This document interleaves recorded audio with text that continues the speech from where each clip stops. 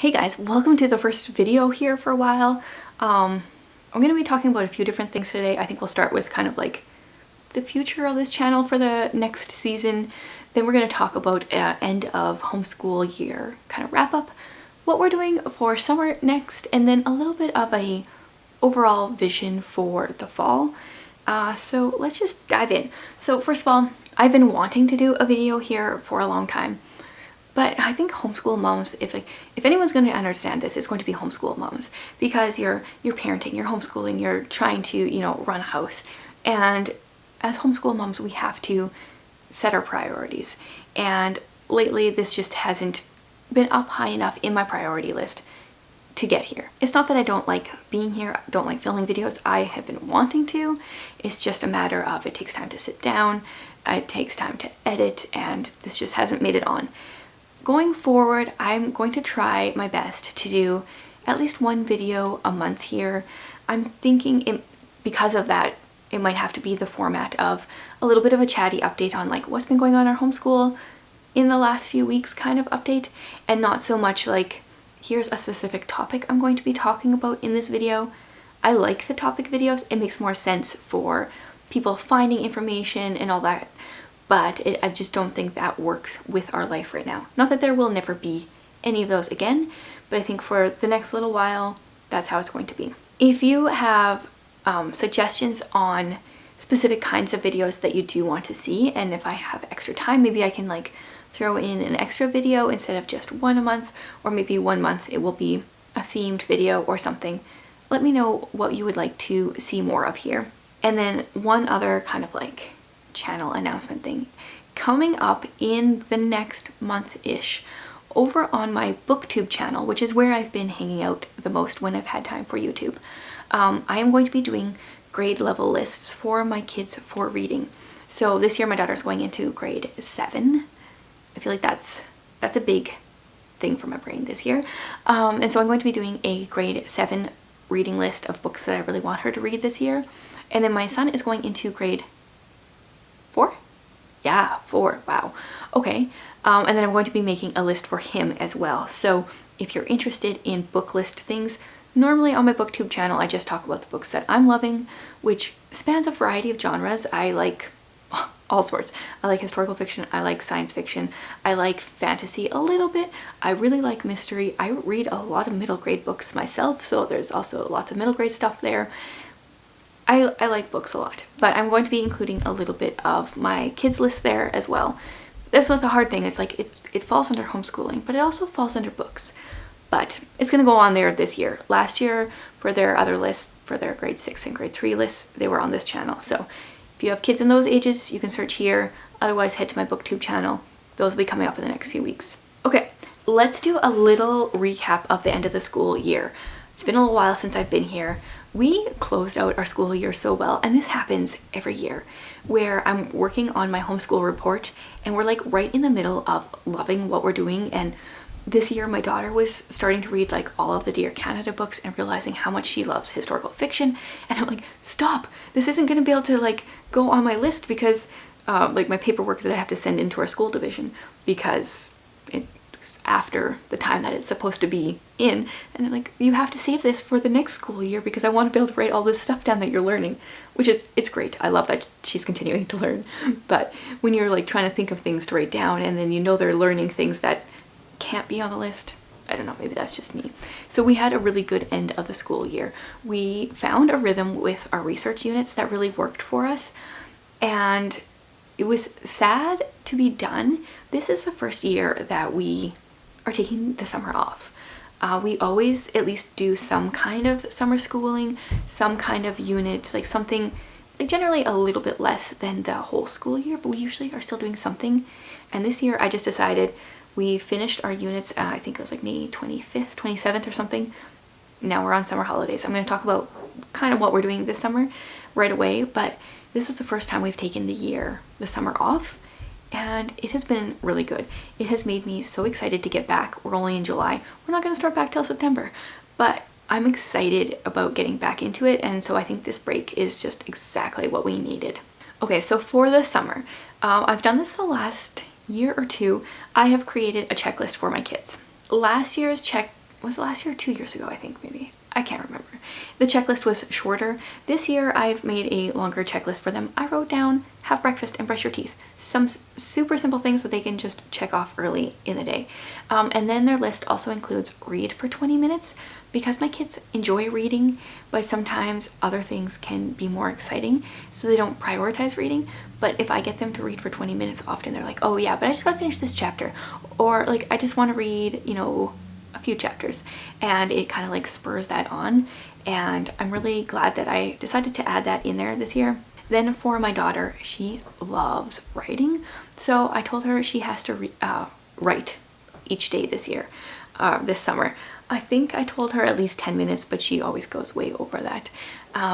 She loves writing, and we're going to talk about that more right away. So she has to write for at least 10 minutes. And then for my son, he is working on drawing. So generally he just does one Art for Kids Hub video a day, and that checks his drawing box.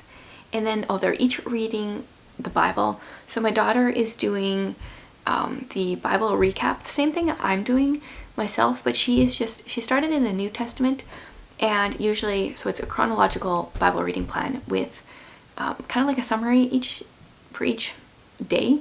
But she is just reading one chapter, and then when she's read the chapters that are for that day, then she reads a summary. She has read through the Bible in a year before, but it was a little overwhelming, and I wanted to make it a little bit easier this year. So she's just reading a chapter of the Bible a day chronologically, and then reading the chapter summary after she's read generally like the 2 to 3 chapters that are for her section. And then my son, he is on his last children's Bible that we have. And so I'm thinking after this, I'll get him to start reading the New Testament. I'm not sure if he's quite ready for that. He has read through like the Jesus Storybook Bible, the Action Bible, and then a few other not as great children's Bibles that we have. And I'm not sure if there's anywhere else he can go, anything else we can get for him before reading the actual Bible. I wish there was something kind of in between there. If you guys have a suggestion, let me know so I can check it out. Because he's enjoyed what he's learned, and I think he's close to being able to read a chapter of the Bible a day and understand it, but like I don't know if we're like quite there. But if I can't find anything, we'll give it a try. And then the other thing that they have to do each day is go outside. So for my daughter, that often looks like grabbing a book and reading outside. So then she'll check off both her like read outside or read for 20 minutes and be outside. For my son, that's looking a lot like jumping on the trampoline constantly. They've also been like randomly going for walks around our area, and I just want to kick them outside a little bit because our winters are kind of brutal here, and I want to get them used to a daily outside routine this summer so they can carry it over into the winter. I did that last year, and it's amazing how much better that made the winter for me. But it's very hard in Saskatchewan to jump into a daily outside time in the middle of winter when it's -30. So we're working on getting those habits now.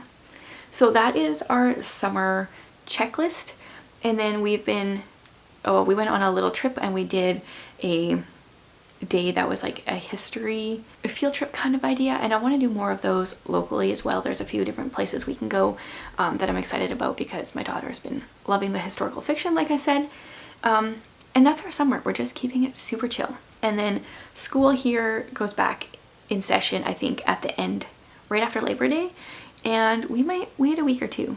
We're just gonna play it by ear. Benefits of homeschooling, for sure. Okay, then I thought I would just give a very brief what I'm thinking for the fall. So we are going to be continuing with our research units. That has been working so well for our family, especially my daughter. She has just been loving it. I've been letting her go off on her own more and do her research units. If this is your first video here and you don't know what I'm talking about, I have a shop where we create, they're like unit studies, but the kids do the research and learn how to find information for themselves.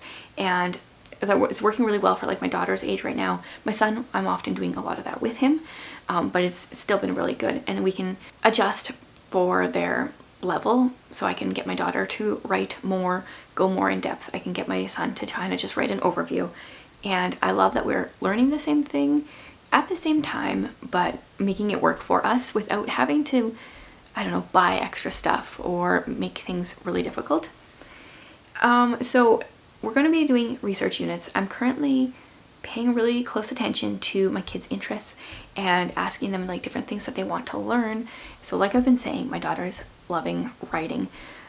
I've said this before in different places that if she doesn't become an author, I'm going to be very disappointed because she's so talented and she wants to do it.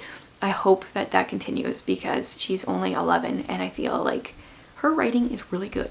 So one of the things I'm going to be doing this fall is I'm planning on running a writing course on my website or possibly making a separate website. I haven't quite figured out the details yet because I want to make this for my daughter, and a lot of the products that I make are because I want my kids to use them. They're because we're going to use them in our homeschool, and I wanted to make this for her, so I figured why not make it a class where other people can join in.